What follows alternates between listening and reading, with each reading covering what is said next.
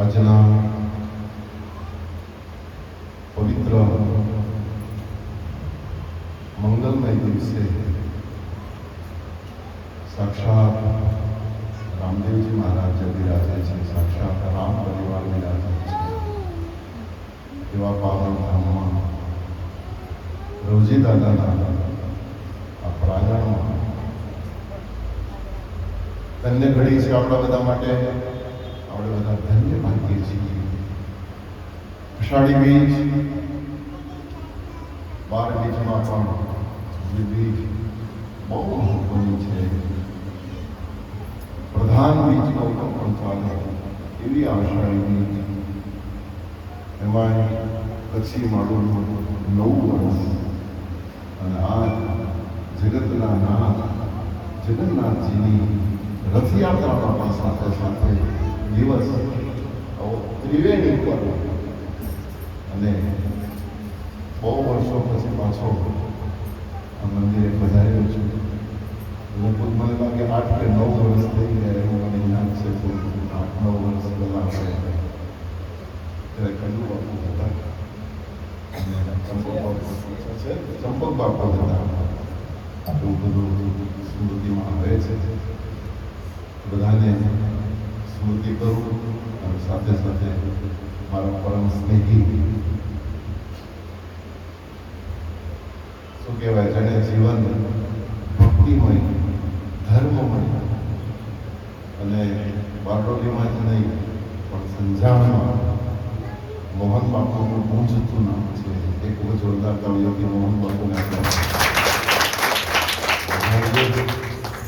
આપણું સમસ્ત મંડળ, બધા ભાઈઓના નામ નથી આવડતા, કોઈનું લઉં ને કોઈનું ના લઉં, એટલે પણ ભજન કરે તે જીતે મનવા, ભજન કરે તે જીતે, વજન કરે તે હારે મનવા, વજન કરે તે હારે. આ 2 સૂત્ર વર્ષોથી આ સંસારને હું આપતો આવ્યો છું. આજ પણ પુનઃ પાછી એવી અંદરથી પ્રેરણા થાય છે કે સમાજને સત્ય રાહ બતાવો. રામદેવજી મહારાજ સાક્ષાત રામ, એમાં કોઈ સવાલ નથી. આ સંસારમાં 4 રામ થયા, યુગે યુગે રામ થયા. સૌથી પહેલા પરશુરામ, પછી રાજા રામ, દ્વાપર યુગમાં બલરામ અને કલયુગમાં રામા પીર રમા. અત્યારનો આપણો સાક્ષાત રામ.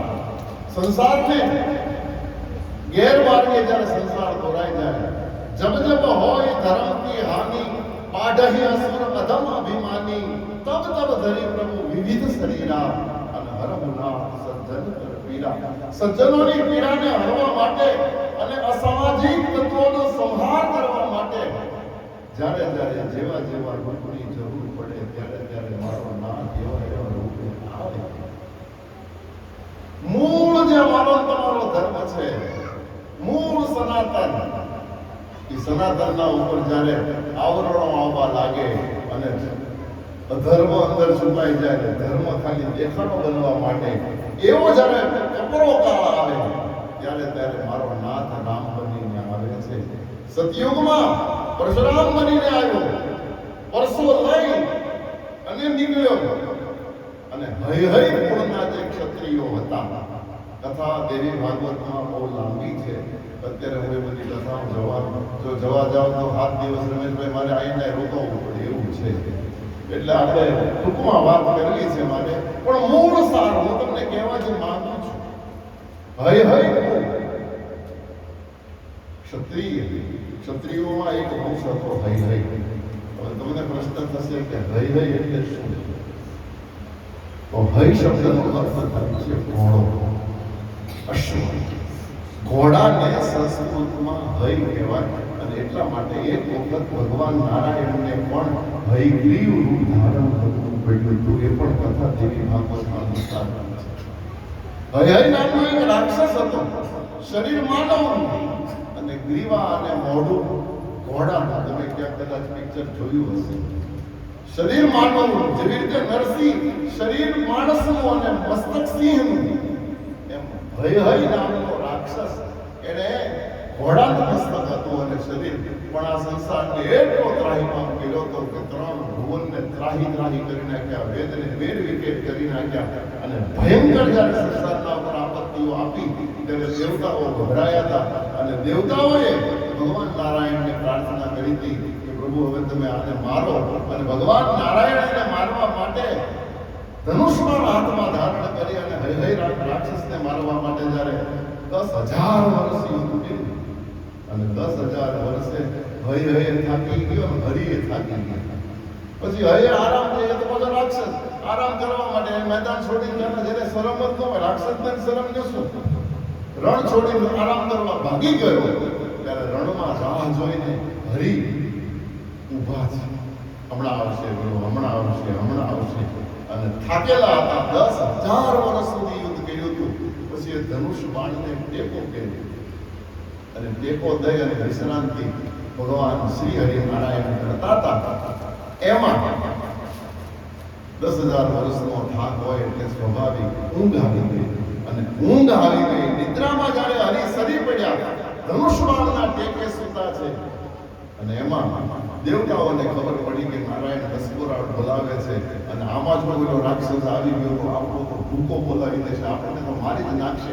આપણે ગમે તેમ કરીને હરિને જગાડવા જોઈએ. હરિ જાગતા રહે ત્યાં સુધી આપણે સલામત, ઈ ઊંઘેલા રહે તો આવી સીધો આપણને જ મારવા માંડે. અને પરિણામે ગભરાયેલા દેવતાઓએ બ્રહ્માજીને વિનંતી કરી હતી. બ્રહ્માજીને કીધું કે કાંઈક કરો હરિને જગાડવા માટે. એ વખતે બ્રહ્માજીએ એક કીડો ઉત્પન્ન કર્યો. બહુ સુંદર કથા છે, જેવી ભાગવતની સ્વરૂપમાં કહેલું. એક કીડાને કીધું કે તું જઈ અને આ ધનુષ્યની પણસને, દોરી હોય ને, દોરીથી બાંધેલું હોય ધનુષ્ય, જેને આપણે એને પણસ કહેવાય, એ પણસને તોડી નાખે એટલે ધનુષ્ય વાંકું વળે અથવા તો ઊંચું થાય એટલે હરિ જાગી જાય. આપણે તો જગાડવા પૂરતું. અને જગાડવા માટે જ્યારે કીડાને ભૂમીને કીડાને કીધું ત્યારે કીડો બ્રહ્માજીને કે તમે મને આ પાપ કરવા માટે જગાડે. પુરુષાર્થી માણસ, મહેનત કરીને સુતેલા માણસને જગાડવો મહાપાપ છે. આ કીડાએ 4 પ્રકારના મહાપાપ બ્રહ્માજીને જન્મતાની હારે બ્રહ્માજીને ઉપદેશ આપવા માંડ્યો કીડો. મહારાજ, નિદ્રાધીન માણસને ખલેલ પહોંચાડવી મહાપાપ છે. નાનું બાળક એના માવતરથી છૂટું પાડવું મહાપાપ છે. ત્રીજા પ્રકારનું પાપ કયું? બોલે પતિ પત્નીની વચ્ચે એને ઝઘડો કરાવવો, વચ્ચે આવવું અને એને છૂટા પાડવા, ઈ મહાપાપ છે.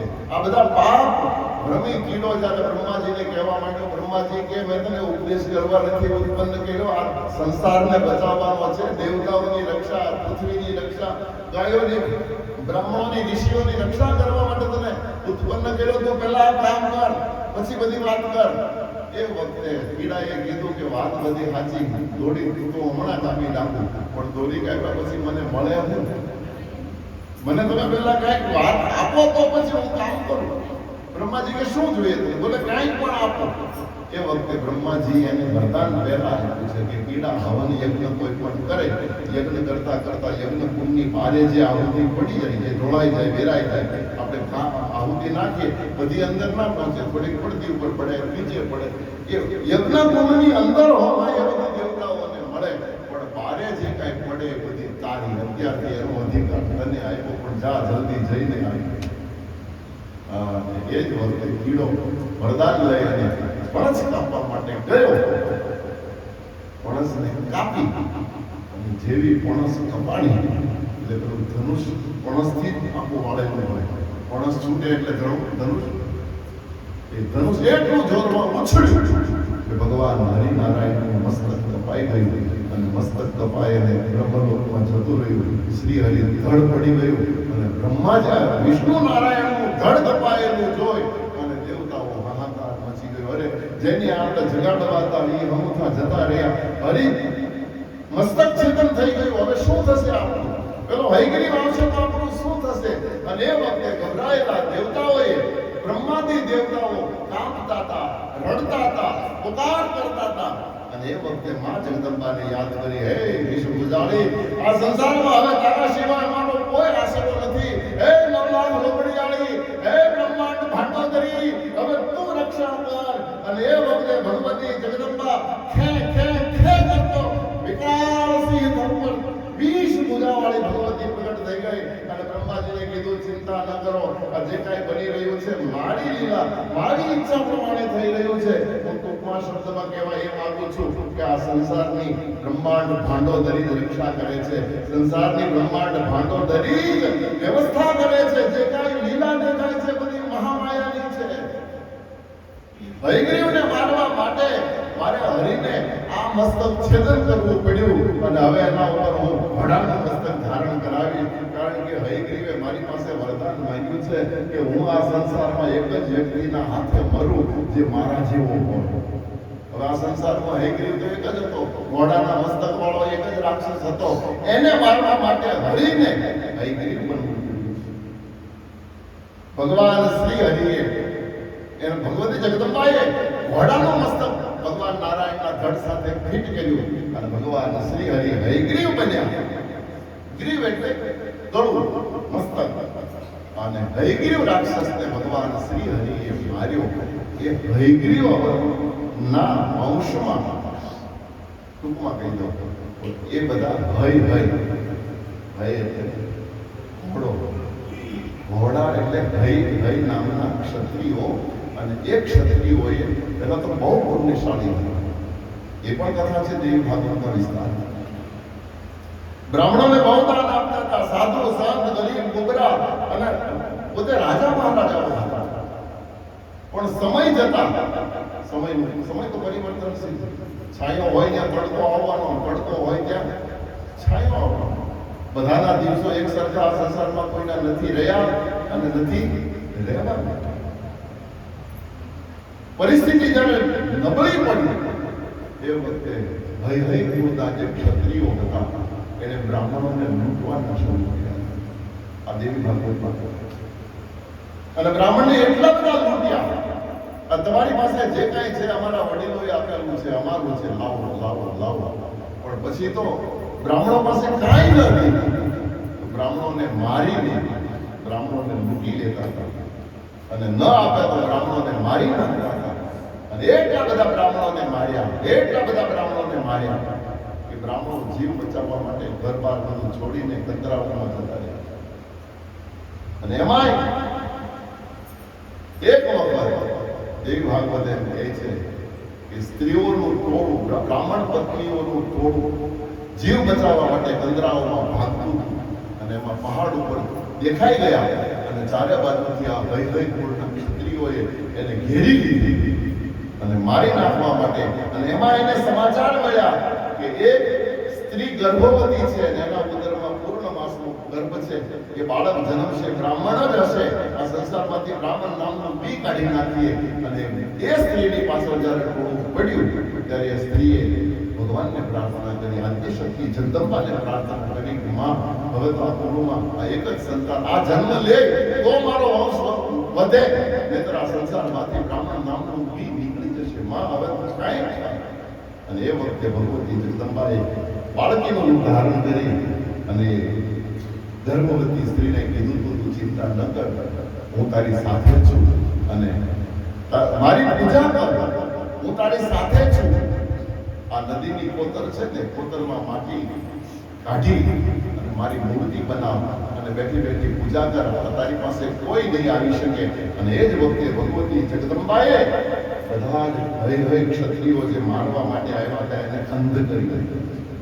બધાની આંખો છીનવી લીધી અને આંધળા એ હય ક્ષત્રિયો જાળા ઝાંખરામાં. પછી તો કહે છે કારણ કે દોડીને બધા ગયા હતા પણ ક્યાં કઈ દિશામાં કોઈને કઈ દિશાની ભાન ન રહી અને જાળા ઝાંખરામાં બધા અટવાયા. પણ એ વખતે ગોરમાનું રૂપ ધારણ કરીને માં ભગવતી જગદંબા ત્યાં બેઠી અને ત્યાંથી આ ગૌરમાની જે પૂજા જે બહેનો આપણે અરુણા કરે અને ગૌરમાની પૂજા કરે, આ એ વખતની શરૂ થયેલી ઘટના છે, આદ્યશક્તિની ઘટના છે.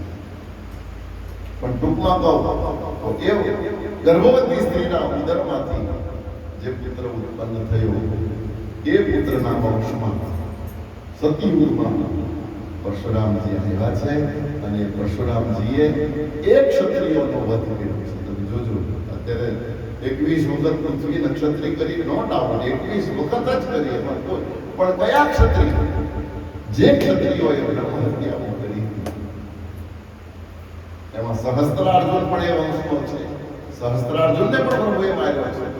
તો સતયુગમાં 21 વખત શું કામ, એ પણ એક પ્રશ્ન થાય છે. રેણુકાએ એટલે કે પરશુરામજીની માતાએ 21 વખત પોતાની છાતી 21 ધબ્બા છાતી ઉપર માર્યા. પરશુરામે જોયા. પરશુરામે કીધું, માં ચિંતા ન કર, આ સંસારમાંથી પૃથ્વી ઉપર ક્ષત્રિયને 21 વખત નક્ષત્ર ન કરો તો મારું નામ પરશુરામ. માને આપેલું વચન એટલા માટે 21 વખત પૃથ્વી નક્ષત્રી કરી દીધી. તો એ પરશુરામ એ વખતમાં સતયુગમાં, પછી ત્રેતામાં રામ આવ્યા. રામે પણ લીલા કરી અને માં કઈ દે કથા રામાયણમાં તમને નહીં મળે, પણ કવિ કાક બહુ સારી વાત કરે છે. એક દિવસ કઈ પાસે બાળક રામ, કઈ રામ બહુ વાલા હતા. કૌશલ્યા ભલે સગી જનેતા, પણ સગી જનેતા કરતા પણ આ સંસારમાં વધારે વાલા હોય તો કઈને રામ વાલા હતા અને રામની એટલે સેવા કરતા હતા, બાળ રામની. પણ એક દિવસ ગોદમાં બેહી અને રામે કઈને કીધું હતું કે માં, એક વાત હું જે કરવા આવ્યો છું ને એ કરવા માટે તારે થોડું મારા માટે સહન કરવું પડે એવું છે. કઈ કીધું, બેટા તારા નામ ઉપર ઓળખોળ થઈ જાવ પછી ક્યાં વાત, માંગ શું ઈચ્છા છે તારી? બોલે માં થોડું કઠિન છે પણ કરવું પડશે. બોલે હા થઈ ગયું, બોલને તો શું કરવાનું છે? બોલે માં એક વખત મને 14 વર્ષ માટે વનમાં મોકલી દે. એક વખત 14 વર્ષ માટે વનમાં મોકલી દે, પછી આ કર્મનો હિસાબ મારી પાસે રાખી આવતા જન્મ તનનો હિસાબ ચૂકવી દઈશ. હે રામજી શેઠ સધર છે રે, એના ચોપડા જો ચોપડા ચોખા રાખે તો હિસાબ તલનો રાખે. રામજી શેઠ સધર છે રે, એના ચોપડા ચોખા રાખે. આ કઈ માતાએ કલંક હોર્યું એનું નામું લખીને રાખે. કઈ કીધું કે એક વખત મને 14 વર્ષ માટે વનમાં મોકલી દે માં, લોકો તારા નામ ઉપર થૂકશે, લોકો તને ગમે તેવી ગાળો દેશે.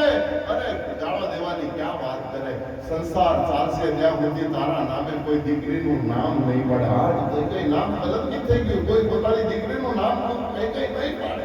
હું જાણું છું, પણ મારા ખાતર એક વખત સહન કરી લે, કારણ કે પિતાજી પુત્ર મોહમાં છે. મને રાજગાદીએ બેહાડી દેશે અને રાજગાદીએ બેઠા પછી રાજધર્મ લાગુ પડી જાય, હું પછી ક્યાંય જઈ ન શકું. મને બંધન આપે, મને 14 વર્ષ માટે છૂટો કરી દે, એનો બદલો હું તને બીજા મોહમાં આપીશ. કઈ માતાએ કલંક લીધું અને ઈ કઈ ભગવાન રામના માટે 14 વર્ષનો વનવાસ આપ્યો છે. કથાનો પ્રસિદ્ધ આ બધા જાણો છો. 14 વર્ષ માટે રામ વનવાસી, વનમાં જ રહેવાનું, કોઈ શહેરમાં નહીં, કોઈ બંગલામાં નહીં, કોઈ ક્યાંય. અને પાછા વલ્ગર વસ્ત્રો ધારણ કરવાનું, રાજપોશાક નહીં. આ વચન રામના કહેવાથી કઈ માંગ્યું છે અને રામ વનવાસ સર્જાયો. કથા તો પણ ટૂંકમાં કહેવા માંગુ, કવિ કાગ કે કઈ માતાએ કલંક લીધું એનું નામું લખીને રાખે. આ દેવકીજીના એ દૂધ છોડીને માત જશોદા ભાખે. રામની આ અજબ રચના રે, એનો પાર મનુષ્ય કેમ પાવે? એ જે પાર મનુષ્ય કેમ પાવે? ભલે ઊંચા વિમાનો ઉડાવે, એ રામની આ અજબ રચના રે, એનો પાર મનુષ્ય કેમ પાવે? ઈ કઈને બીજા અવતારમાં ભગવાને યશોદા બનાવી. અને તમે જુઓ પ્રસૂતિની દેવકીના દેવકીને દીધી અને શિશુપણાનો આનંદ આપવા માટે રાતો રાત મારો નાથ ગોકુળ પહોંચી ગયો, જશોદા પાસે પહોંચી ગયો. જશોદા પાસે વગર પ્રસૂતિ એ સાક્ષાત બ્રહ્મ, સાક્ષાત પરમાત્મા 11 વર્ષ અને 52 દિવસ સુધી મારો નાથ યશોદાની ગોદમાં રમ્યો. એવું જશોદાનું કયું પુણ્ય હતું? બોલે જશોદા પૂર્વજન્મ કઈ હતી અને એને આ સંસારનું કટવાટ દીધી હતી. એટલા માટે પ્રભુ એને આનંદ આપવા માટે કૃષ્ણ બનીને એને ઘેરી ગયા છે. તો સતયુગનો રામ પરશુરામ છે, ત્રેતા યુગનો રામ સાક્ષાત ભગવાન રામ છે અને દ્વાપર યુગનો રામ બલરામ છે. બલરામજી સાક્ષાત શેષાવતાર, સાક્ષાત નારાયણ. પણ એક તમને રહસ્યની વાત કહું. આજે મારે થોડાક રહસ્યો જ બોલવા છે, બહુ આપણે જ્ઞાન નથી જવાનું. રામાવતારમાં લક્ષ્મણ નાના બનીને આવ્યા છે. રામ મોટા ભાઈ છે, લક્ષ્મણ નાના ભાઈ છે. કૃષ્ણ અવતારમાં બળરામ મોટા ભાઈ છે, કૃષ્ણ નાના ભાઈ છે. આવું કેમ? આમાં થયું તું એવું, જયારે અવતાર લેવાનો સમય થયો ને એટલે નારાયણે શેષ ભગવાનને કીધું હાલો હવે પાછા જાય પૃથ્વી ઉપર થોડી લીલા કરીએ. એટલે શેષ ભગવાને કીધું કે એટલા જઈ આવું, મારે કઈ આવવાનું થતું નથી. કેમ? બોલે મારા ઓલે વખતે તમે મને તોડાવી નાખ્યો. 14 વર્ષ સુધી વનમાં તજી નિદ્રા, તજી નારી, શું કહેવાય, જંગલમાં રખડાવી તોડાવી નાખ્યો. એટલે આમ અને બીજું કે રખડવાનું ઠીક, પણ મારે તમારી આગળમાં રહેવું પડે ને પ્રભુ, એ મારાથી સહન ન થાય. ક્યારેક તમે એવા કઠોર નિર્ણય કરો અને એવા કઠોર કામ મારી પાસે કરાવો, એ વખતે આપણો મગજ તમને ખબર ને બાટલો ફાટવા વાર ન લક્ષ્મણ શેષાવતાર ત્યારે બાટલો ફાટ્યો હતો. રામ ભગવાન રાવણને મારી નાખ્યો અને સીતાને લઈ અને ભગવાન રામ રાજા બન્યા અને રાજ્ય બન્યા. રાજા બન્યા પછી થોડા જ દિવસમાં એક ધોબી માત્ર એટલું એના 2 માથા બાંધ્યા હતા. અને એમાં વાતમાં એની પત્નીને એને કીધું કે તો રામ એવો છે કે મહિનાઓ સુધી પત્ની ક્યાં રખડી આવી હોય પાછી ઘરમાં રાખે. તું કાલ રાત એક રાત બહાર હતી, હું તને મારા ઘરમાં ન રાખું.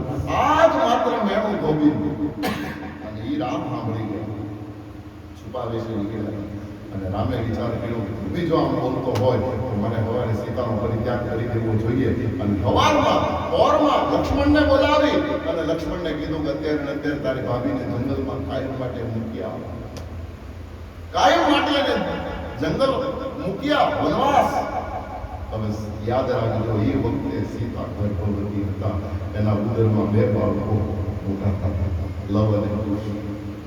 ગર્ભવતી સીતાને સવારે કાંઈ પણ કીધા વગર સીધો કાયમ માટે વનવાસ.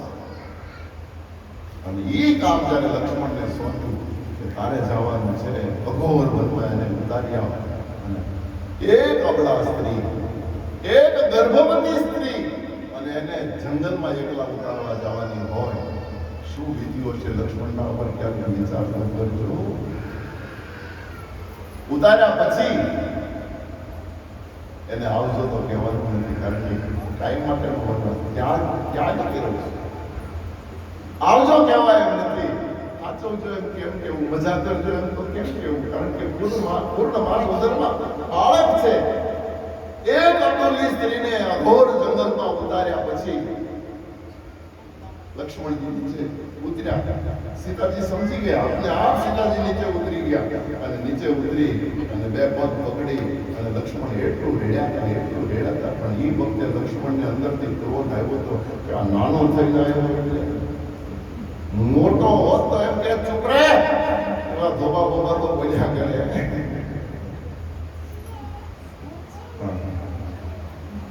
રામ એ રામ છે, રામના આશ્રિતમાં રહેવાનું, નાનો ભાઈ છે, ધર્મનું પાલન. અને એમાં પાછો રઘુકુલ રીતિ સદા ચાલી આવી, પ્રાણ જાય પર વચન ન જાય. સીતાના પગ પકડી લક્ષ્મણ એટલું રેડ્યા હતા. એક પણ શબ્દ એના મોઢામાં બોલવા માટે નહોતો. રડતા લક્ષ્મણ પાછા રથમાં બેસવા ગયા. એ વખતે સીતાજીની પછી ના રહેવાનું કાંઈ પણ બોલ્યા વગર લક્ષ્મણજી રથમાં બેસી ગયા અને ઘોડાની લગામ હાથમાં લઈ લીધી. સીતાને ખ્યાલ આવ્યો કે હવે તો જતા રહેશે, મને કાંઈ નથી કીધું. એટલે સીતાજી પાછળથી બૂમ પાડી અને લક્ષ્મણને રોકે છે કે લખન ઊભો કરો ભાઈ, બાપ મારી કઈ વાત મારો એવો તે શું ગુનો કે મને આ બોલી એકલી આ જંગલમાં વનમાં એકલી દુઃખ કાઢીને જતો રહે છે. આનો મતલબ કે મારે હવે ઘેર પાછો આવવાનું નથી, હવે અયોધ્યાનું મોઢું મારે જોવાનું નથી. અને એટલા માટે કવિ લાલ બહુ સુંદર લખે છે, એ જે લક્ષ્મણ ઘડી ગતો એવું ભાર્યો મારા વીર, એ ઘોડલાની વાગુ તમે જાલો રે. લક્ષ્મણ ઉભો રે, થોડી વાર ઘોડાને થોવા કરવી મારે રાઘવ દિલડાની વાત, એ થોભાવો રથ કાનો રે. લક્ષ્મણ થોડી વાર તો ઘોડાની લગામને થોભી રહે. અરે વાત તો સાંભળતો, તું કાંઈ નહીં બોલે તો ચાલશે, મને ખબર છે તું રામની આજ્ઞા જ પાલે છે, રામ આજ્ઞા વિરુદ્ધ કાંઈ નહીં કરે. પણ લક્ષ્મણ મને એક વાતનો જવાબ તો દેતો કે આ સમાજનો મેં એવો તો ગુનો કર્યો કે પરણીને હજી અયોધ્યા આવી હતી અને એમાં કઈ વચન માંગીને અમને 14 વર્ષ માટે વનમાં મોકલી દીધા. વલકલો પહેરીને વગડામાં ભટકીને અને એમાં રાવણ મારું અપહરણ કરી ગયો અને 9 મહિના સુધી મારે અશોક વાટિકામાં રહેવું પડ્યું. તો સારું થયું રામ આવી ગયા, રાવણને મારી પાછા લઈ આવ્યા. હજી તો હું ગઈકાલે અયોધ્યા આવી છું. તેજી લક્ષ્મણ દીધા રે એ મન ખાયે અમને દુઃખ, એ વન મારે દિવસો વિતાવ્યા રે, એ માંડ જોયા અયોધ્યાના મુખ, એ પાછા રે નિખુટા પડાવ્યા રે. એ લક્ષ્મણ હજી તો માંડ અયોધ્યાનું મોઢું જોયું છે, ત્યાં મને પાછી અયોધ્યામાંથી કાયમ માટે વિકૃતિ પાડી દીધી. પણ લક્ષ્મણ આ તો હું તને ખાલી યાદી અપાવું છું, તો આમાં કઈ જવાબ આપી શકે એમ નથી. પણ ભાઈ તો મારી ચિંતા નહીં કરતો.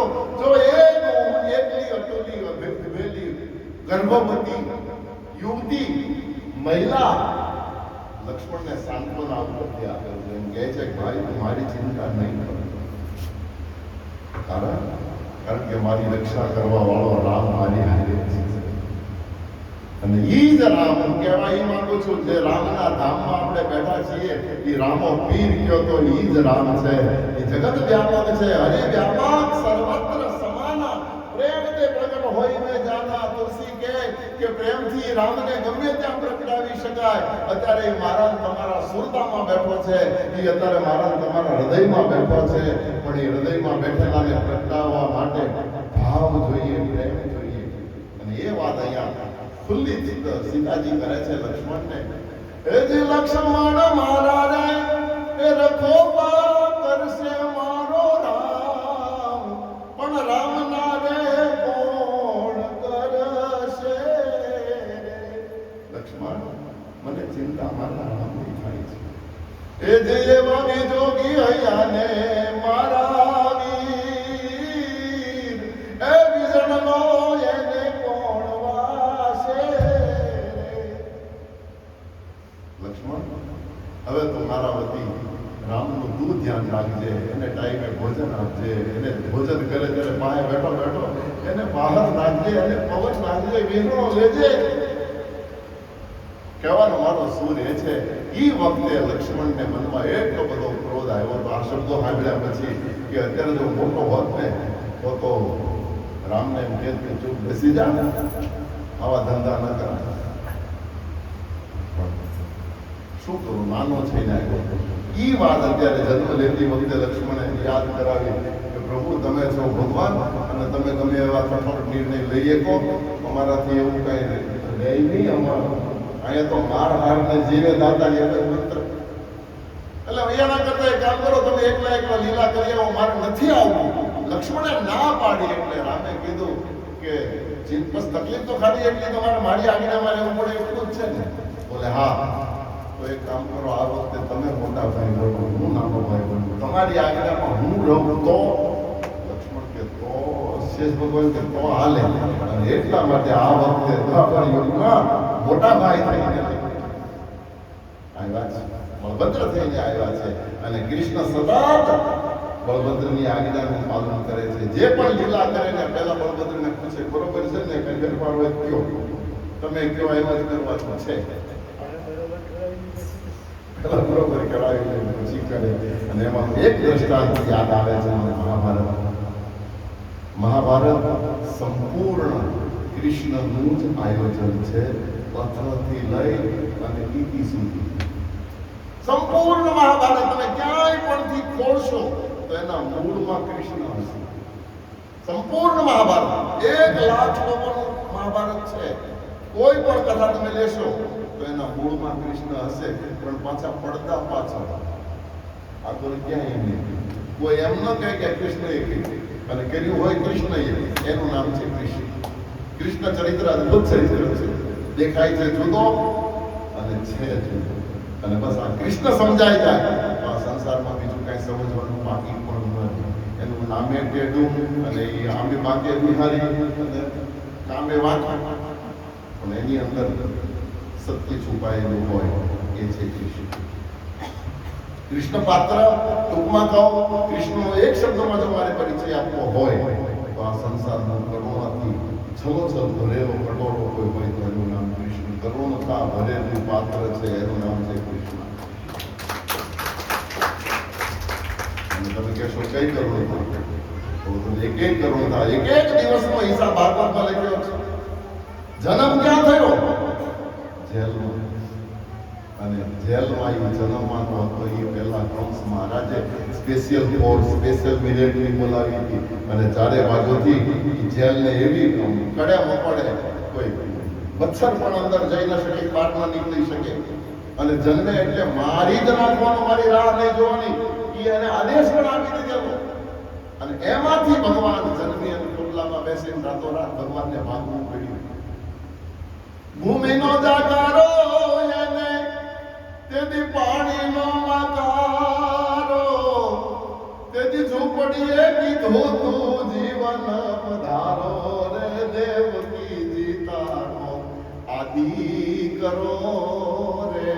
હેજી એને પિતાએ વળાવ્યો રાતો રાત પર બારો, હે દેવકી જીતારો આદિ કરો. તો ઈ કૃષ્ણ પણ આજ બળભદ્રની આજ્ઞામાં રહે છે. અને સંપૂર્ણ મહાભારતનો ભાર તમને સમજાવી દઉં ટૂંકમાં. મહાભારત શરૂ ક્યાંથી થયું? મહાભારતના બીજ ક્યાંથી રોપાણા? પાંડવો જુદા રમતા ગયા અને કૌરવોની સાથે હારી ગયા. પછી પાંડવોએ દ્રૌપદી વધાવવા મૂકી અને દ્રૌપદીએ હારી ગયા. એક વાત મારે તમને પૂછવી છે. ધર્મરાજ એટલે યુધિષ્ઠિર પાપ શબ્દ બોલવાથી પણ પાપ લાગે એટલો પવિત્ર પુરુષ, એ કોઈ દિવસ જુદા રંગમાં જાય? આ વાત મગજમાં ઉતરે ખરી? જે પાપ શબ્દ બોલવા રાજી ન, પાપ બોલવાથી પાપ લાગે આવું માનનારો ધર્મરાજ એ જુગાર રમે. અને ક્યાં સુધી રમ્યો કે પોતાની પત્નીને દાવમાં મૂકી દીધી, દ્રૌપદીને દાવમાં મૂકી દીધી. પણ હકીકત એ છે રમ્યા છે, એમાં બે મત નથી. પણ થોડી વાર માટે કૃષ્ણએ ધર્મરાજની બુદ્ધિને ફેરવી છે, માત્ર થોડી ક્ષણો માટે. અને આ ઘટના ઘટાવી દીધી. બીજ રોપ્યા કૃષ્ણએ પડતા. અને પછી એમાં ઘી હોમાતા ગયા. કથા તો બહુ લાંબી ઘણી બધી, પણ ટૂંકમાં છેલ્લો સાર રહ્યો તો તમે આખા મહાભારતને વાંચી લેજો. મહાભારતનું યુદ્ધ કેટલા દિવસ થયું? 18 દિવસ. 18મા દિવસે બધાને વીણી ભગવાનને મરાવી નાખ્યા. અને મેરાતા કોણ હતા? કે કંસ, શિશુપાલ, કૌરવ અને યાદવ, ભીષ્મ ને દ્રોણ, જમરાજ જેવા આ સર્વનો ફેસલો એક હાથે લખ્યો. એ કલમમાં કૃષ્ણજી કુશળ કેવા મહાભારતની રચનામાં બધાને મારવાના હતા, બધાને 18 દિવસમાં વીણીને ગોતીને મરાવ્યા. પણ મારે મૂળ વાત હવે તમને કેવી છે, રહસ્ય જે છે, જે જગત ઓછું જાણે છે, મહાભારતની કથા છે. આખા 18 દિવસના યુદ્ધમાં તમને ક્યાંય બળભદ્ર દેખાય છે ખરા? કોઈએ ક્યાંય બળભદ્રને 18 દિવસમાં ક્યાંય પણ બળભદ્ર ક્યાંય દેખાણા નથી દેખાતા. કેમ નથી દેખાતા? બળભદ્ર ક્યાં ગયા? આવડા મોટા ભગવાન, આવડા મોટા બળશાળી, આવડું મોટું યુદ્ધ જ્યાં 27 અક્ષોહિણી સેનાઓનો સંહાર થતો હોય અને બળભદ્ર હાજર ના હોય, બની શકે? પણ બન્યું છે. એના મૂળમાં પણ કૃષ્ણ છે. ઘટના એવી ઘટી મહાભારતના યુદ્ધની, જ્યારે વિષ્ટિ કરી આવ્યા. વિષ્ટિમાં દુર્યોધને કીધું કે 100 ની અણી જેટલી પણ હું જગ્યા નહીં આપું. અને એ વખતે ભગવાન કૃષ્ણએ કીધું હવે તો યુદ્ધ એ જ કલ્યાણ, મતલબ યુદ્ધના પાયા નખાતા. ઘેરે જઈને એક છાના બના આમ ચૂપચાપ મૂળ વગરના થઈ કૃષ્ણ બેસી ગયા. બળભદ્રની નજર પડી કે કૃષ્ણ ક્યાંક મૂંઝવણમાં છે, કેમ મૂળ વગરનું છે. થોડી વાર જોયું પણ કાંઈ બોલે નહીં, કાંઈ ચાલે નહીં, આમ કહેવાય ચહેરા ઉપર એવું બધું મોડું કરી કૃષ્ણ લીલા તો એને આવડે નાટક પકડ. બળભદ્રથી પછી સહન ન થયું એટલે તરત આવ્યા કે આમ મૂંઝાય હું બેઠો, શું તકલીફ છે, જે હોય બોલ, તારો મોટો ભાઈ અહીંયા બેઠો છે, તારે આમાં ગભરાવાની કઈ જરૂર નથી, જે હોય તો તારે કહી દે. ત્યારે ધીરે ધીરે કૃષ્ણએ કીધું કે કહેવાય એવો વર્તો તો કહી દે, પણ શું કરવું એમ કે વાત કરેલા. કે પણ કહેવાય એવું નથી, મનમાં મૂંઝા છો. આપણે દ્વારિકાના રાજા છીએ ને, હું બળભદ્ર હતું નહોતું કરી નાખું બોલ.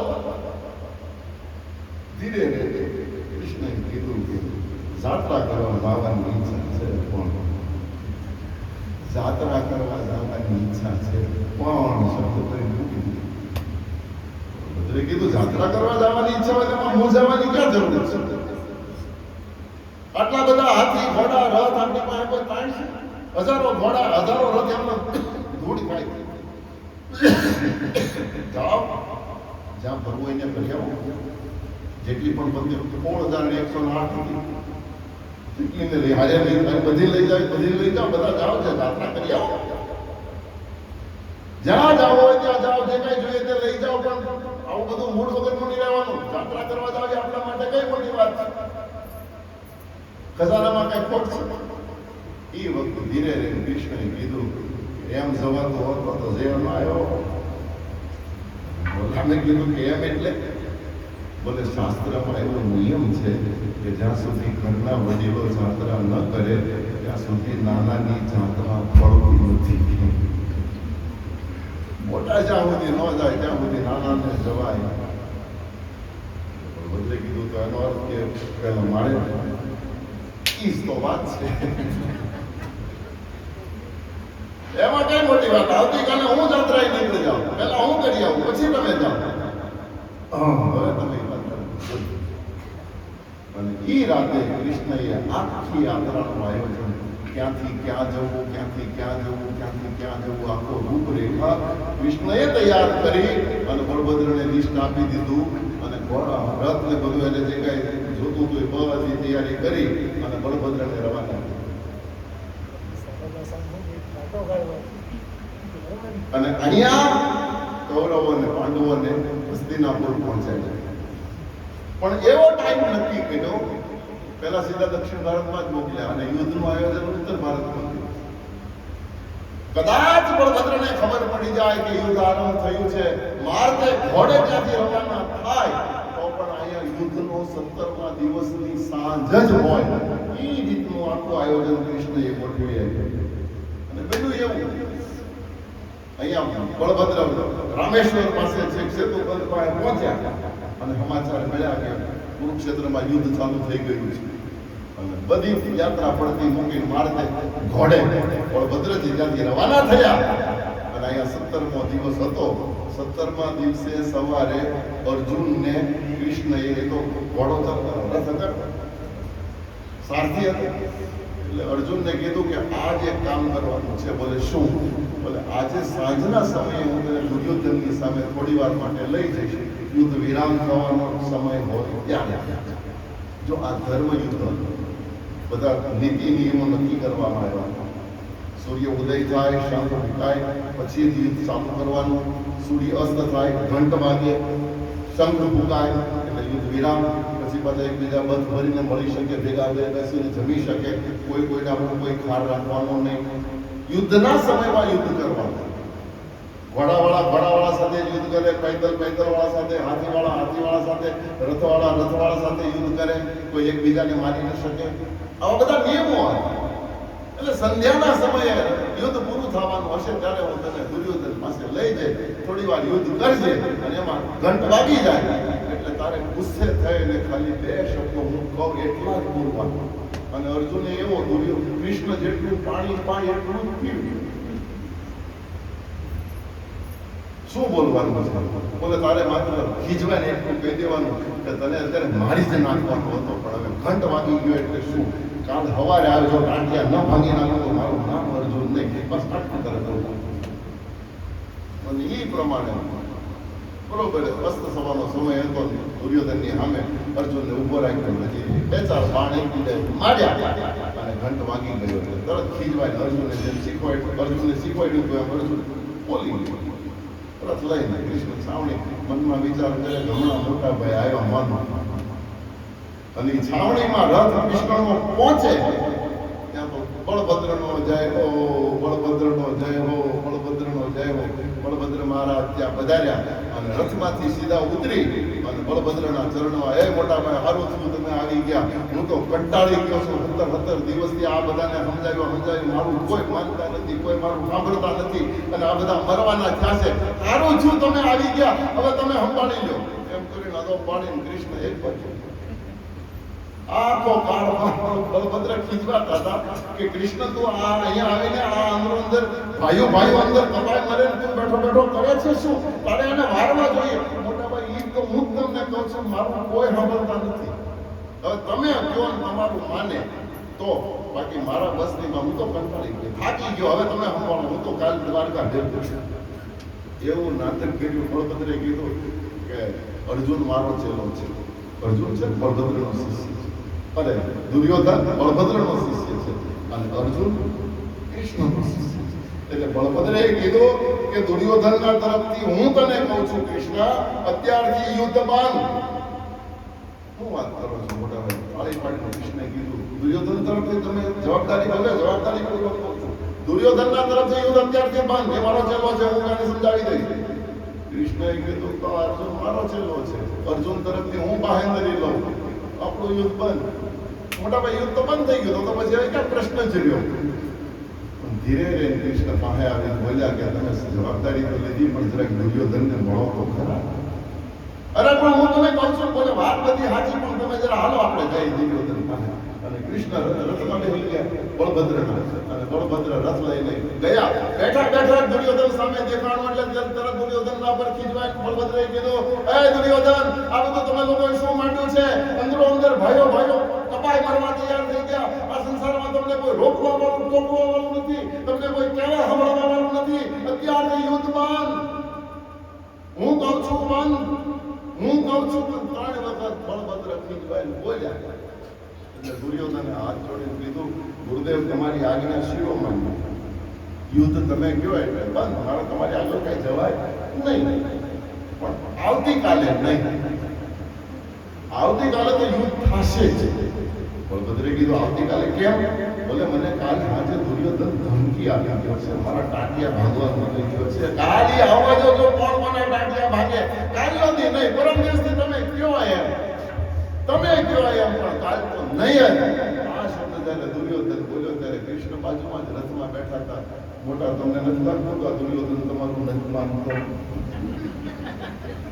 મોટા તમારું નથી માનતો, નથી લાગતું?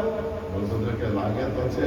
તો પછી જ્યાં અપમાન થતું હોય ત્યાં ઊભું ન રહેવાય, તમને સમજણ પડે કે મોટા છો, મારેથી થોડું તમને સમજાવાય. અપમાન થતું હોય ત્યાં ઊભું ના રહેવાય. એક જ શબ્દ કૃષ્ણએ કીધો અને સીધું કૃષ્ણને કીધું કે હવે આને મરવું હોય તો મરવા દે, આ મારું સાંભળતા નથી. નાણે એટલું કરવાનું કામ હું રથ તરત જ ત્યાંથી બળભદ્ર ભાગી ગયા. અને કૃષ્ણને કહેતા ગયા હવે જીવે તો ભલે જીવતા ને મરે તો ભલે મરતા. બસ કૃષ્ણને આટલી જ પરમિશનની જરૂર હતી, મરે તો ભલે મરતા. એ જેવા બળભદ્ર આદેશ આપીને ગયા અને 18મા દિવસે એક એકને ગોતી ગોતીને ભગવાન કૃષ્ણએ મરાવ્યા છે. આ કૃષ્ણ કથા છે, આ બળભદ્રની કથા છે. તો એ બળભદ્ર બનીને દ્વાપર યુગમાં મોટો સંહાર થયો છે અને આ કળિયુગમાં રામદેવજી બાબા રામ સાક્ષાત દ્વારિકાનો નાથ. આ તો કથા તો આપણી પાસે પ્રચલિત છે અને હમણાંની જ ઘટના 450-500 વર્ષની જ ઘટના છે. અજમલ રાજા એવી ભક્તિ કરે, હૈદરપુરને દ્વારિકામાં જાય અને દ્વારિકા નાથને એને રીઝવ્યો. જો કે એક વખત ખીજ્યો કથા તો તમે બધા રામાપીરની કથા તો જાણો છો. રામદેવજી અજમલ રાજાએ લાડવાનો થાળ લઈને દ્વારિકા નાથને દર્શને ગયા અને દ્વારિકા નાથ આમે ન પછી તો એને અંદરથી ક્રોધ આવ્યો છે કે આટલા વર્ષોથી મારી ક્યાં પોકરણ ગઢ ને ક્યાં દ્વારિકા દર બંને હાલીને તારા દર્શન કરવા આવું અને માત્ર એક શેર માટીની ખોટ એક સંતાન માટે તારી પાસે ઝઝુમું છું અને દ્વારિકાધીશ તો મારું સાંભળતો નથી. અને લાડવાની થાળી મારી ભગવાન કૃષ્ણના કપાળમાંથી લોહીની ધારા વહી ગઈ. બીજે દિવસે સવારે દર્શન કરવા આવ્યા ને તો પ્રભુ પાટો બાંધીને દ્વારિકાધીશ બેઠા હતા. એ વખતે અજમલ રાજાએ કીધું કે પ્રભુ આ હું અને કાલે થાળી વાળીથી ભૂલી ગયો. એ જગતના નાથ દ્વારિકાધીશે વચન આપ્યું, વરદાન આપ્યું કે જાઓ તારે ત્યાં રામપીર રામદેવ થઈને આવીશ. એ વખતે અજમલ રાજાએ કીધું કે પ્રભુ તમે આવો તો એની કંઈ ગેંધાણી મને આપો, તમે આવશો એની મને ખાતરી શું? બોલે પારણા પાસે કંકુના હાથ પગલા પડે તો સમજજે હું આવી ગયો છું. ઉકળતી દેવનું ન ઉતારો તો મારું નામ રામદેવ નહીં. અને ઈ જ કૃષ્ણ, એ જ દ્વારિકાધીશ પોકરણ ગઢમાં અજમલ રાજા અને ત્યાં કંકુના પગલા પાડી અને પ્રગટ થયા. બોલે રામદેવજી મહારાજની.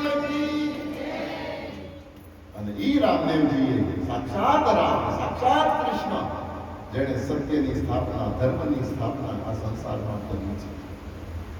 અને ઈ રામ માત્ર ભાવથી રીઝે છે. એ રામને આ સંસારમાં કોઈ પદાર્થની જરૂર નથી. તો સાક્ષાત બ્રહ્મ અને એમાં તે પોકરણગઢનો રાજા, રાજાને શું જરૂર હોય? પણ સામાન્ય ભગત માત્ર પોકાર કરે તો પ્રભુ તરત ઘોડો લઈ, ભાલો લઈ અને પ્રગટ થતો હતો. અને ત્યારે થતો તો એમ નહીં, આજ સુધીના, આ સેકન્ડ સુધીના દાખલા, કેટલાય દાખલાઓ તમને આપું.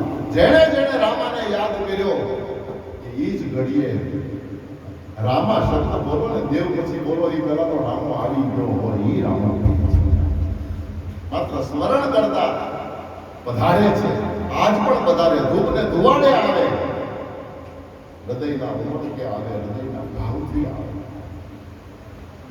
પણ ભગવાનને મેળવવા માટે ભાગવતમાં વ્યાસીએ એક શ્લોક એવો લખ્યો છે કે ભગવાન કોને મળે એના માટે આપણું ખોડિયું શુદ્ધ હોવું જોઈએ, આપણી પાસે નિસ્વાર્થતા હોવી જોઈએ.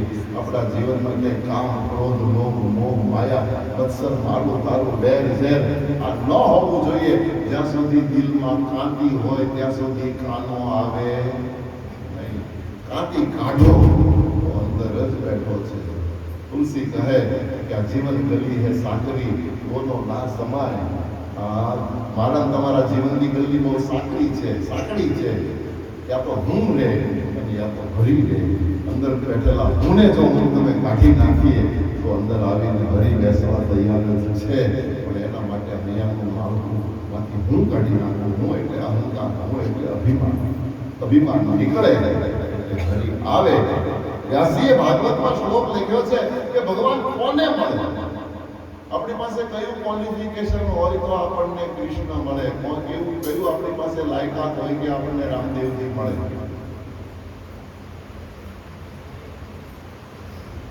બહુ સુંદર શ્લોક છે. વ્યાસસ્ય આચરણં ધ્રુવસ્ય ચ વયો વિદ્યાં ગજેન્દ્રસ્ય કુલં કા વિદુરસ્ય યાદવપતે ઉગ્રસ્ય કિમ પૌરુષમ ઉપજાયા કિમ નામ રૂપમ અધિકમ તત્ કિમ સુદામનો ધનમ વ્યાગસ્ય આચરણમ. આપણે સારું આચરણ કરતા શીખી જઈએ એટલે ભગવાન મળે એ વાત ખોટી.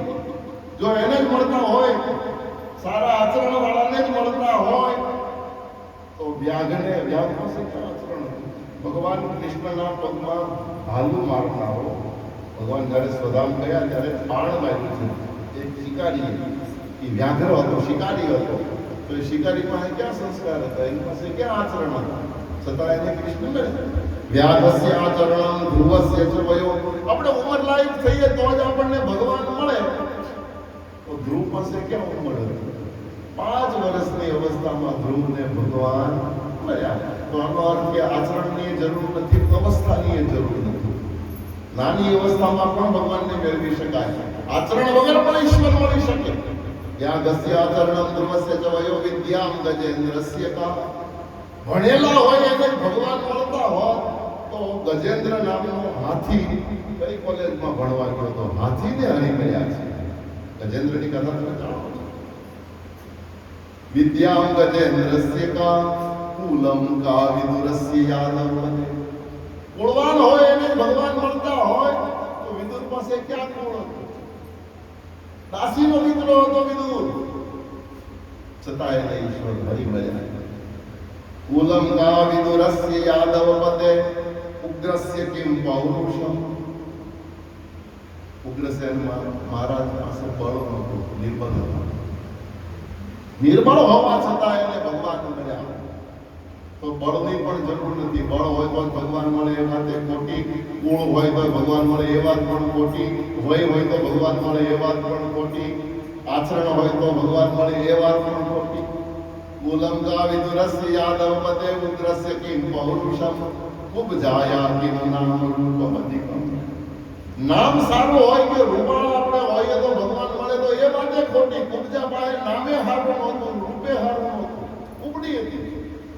નામ કુબજા 3 અંગથી ત્રિવક્રા હતી, 3 અંગથી વળેલી હતી, છતાં એને કૃષ્ણ મળ્યા.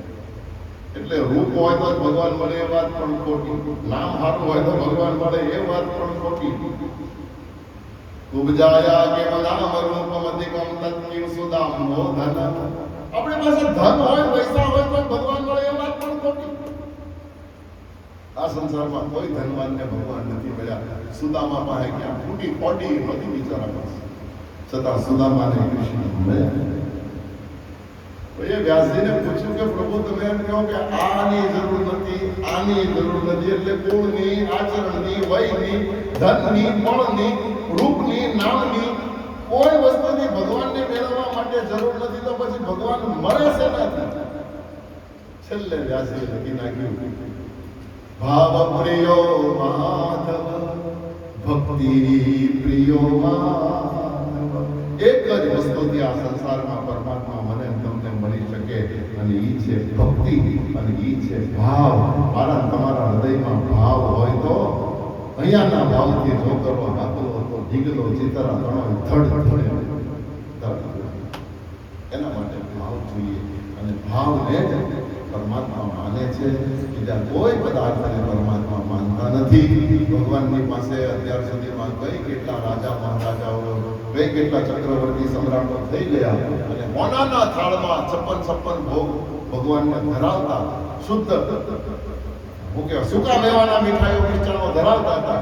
પણ એમાંથી કોઈ બીજ ઓછું થયું હોય અને ભગવાને ખાધું હોય એવો એક દાખલો મારા સાંભળવામાં હજી આવ્યો નથી. પણ મહારાષ્ટ્રમાં નામદેવ નામનો દીકરો 7 વર્ષની ઉંમર હતી અને હાથો મીઠો પાને દૂધનો ગ્લાસ લેતો હતો અને જગતનો નાથ પીતો હતો. એની પાછી મને ખબર છે. ઝૂંપડી બાંધીને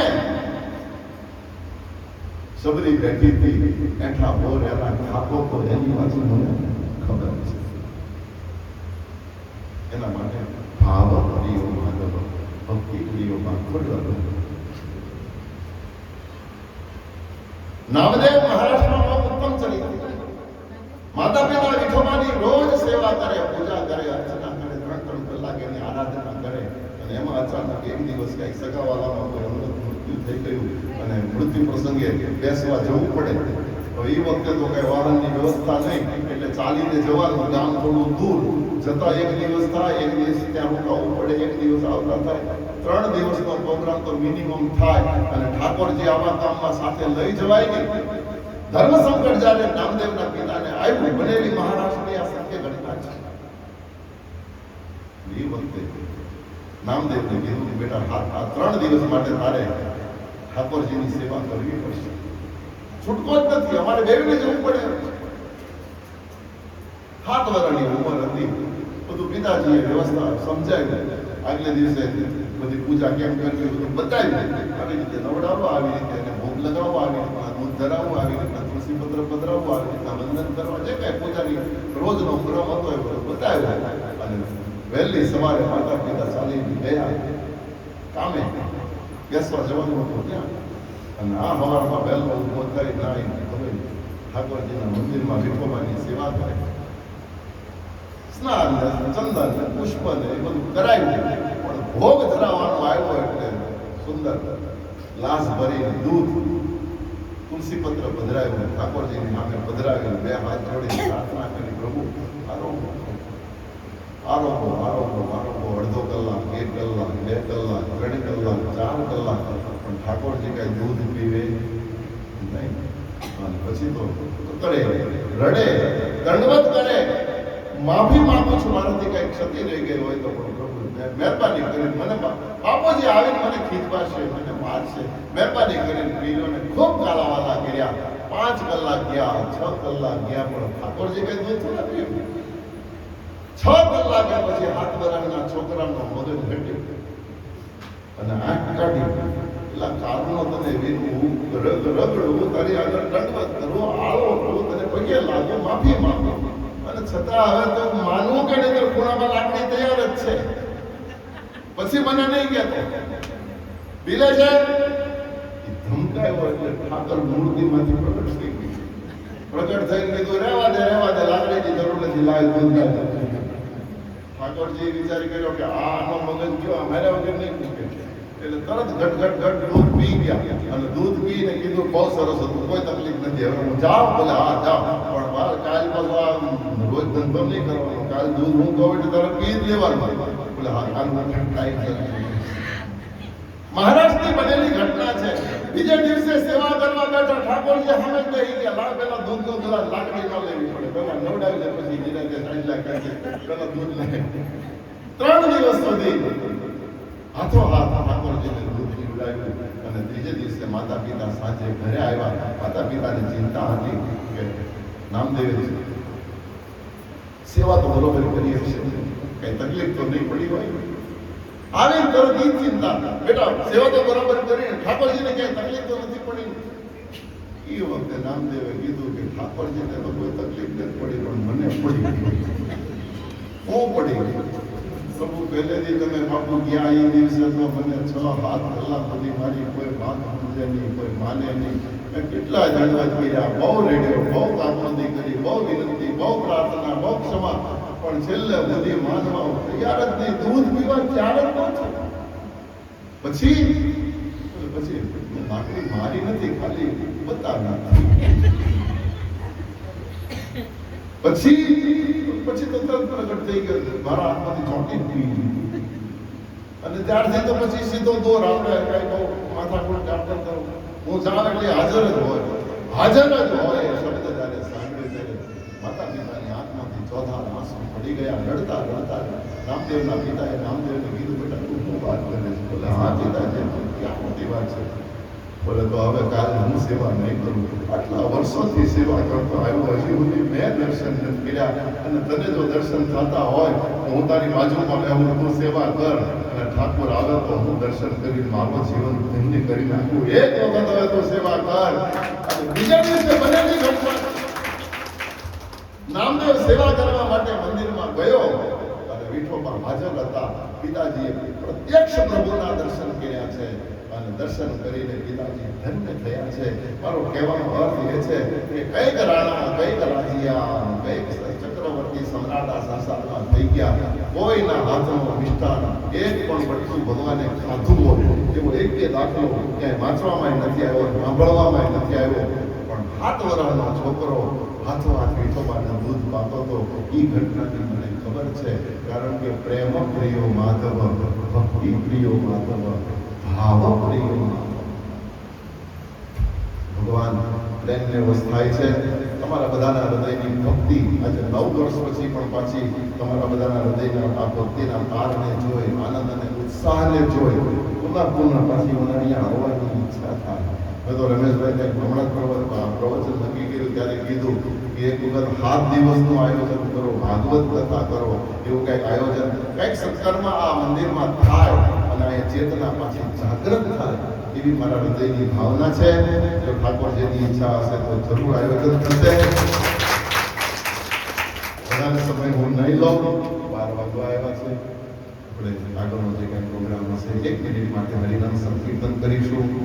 અને મારા પરમ સ્નેહી આત્મીય છે, આ ખાલી બેના નામ જુદા બોલવાના, મોહનભાઈ પંકજદાદા, બાકી થોડું જુદું છે, અંદર એકનો એક બેઠો છે. કહેવાનો મારો મતલબ એટલા મારા આત્મીય છે અને એમના ભાવને, એમની ભક્તિને વંદન કરવાની ઈચ્છા થાય. એક જોરદાર તાળીઓથી મોહન બાપુને બાપુનું નામ મને માધુભાઈને પણ એક જોરદાર તાળીઓ. સેવા, આ મંદિરની સેવા છે ને, અને સેવા તો આ સંસારમાં કઠિનમાં કઠિન સેવા છે. સેવા ધર્મ કઠિન જગ જાના. રામચરિતમાનસમાં તુલસીદાસજીએ કઠિનમાં કઠિન આ સંસારમાં કોઈ હોય તો સેવા છે. કારણ કે એને મેવા તો મળતા હોતા નથી, ઉપરથી લોકોના મેણા મળતા હોય છે. આમ નથી કરતો, તેમ નથી કરતો, તો આમ કરે છે, તો કેમ કરે છે, અને છતાં પણ પોતાની શ્રદ્ધા અને નિષ્ઠા મજબૂત રાખી અને આટલી સુંદર સેવા કરી રહ્યા છે. તો એને ખૂબ ધન્યવાદ આપું. રવિન્દ્રભાઈને પણ મારા હૃદયની ખૂબ ખૂબ શુભકામના આપું. અને મંદિરના સાથે સંકળાયેલા તમામ સભ્યો, નામી અનામી, દાતા હોય, સેવકો હોય કે દર્શનાર્થી હોય, બધાને અને આપ સૌને પણ મારા હૃદયની ખૂબ ખૂબ શુભકામના, ખૂબ ખૂબ આશીર્વાદ અને આ અષાઢી બીજની ખૂબ ખૂબ વધાય હો, વધાય હો, વધાય હો. બોલીએ રામદેવજી મહારાજ કી, રણુજા ધામ કી. નમઃ પાર્વતી પતये મહાદેવ. એક મિનિટ માટે હરિનામ સંકીર્તન, આગળનો જે કંઈ પ્રોગ્રામ હશે આપ સૌને વિદિત થશે. શ્રી રામ જય રામ, જય જય રામ.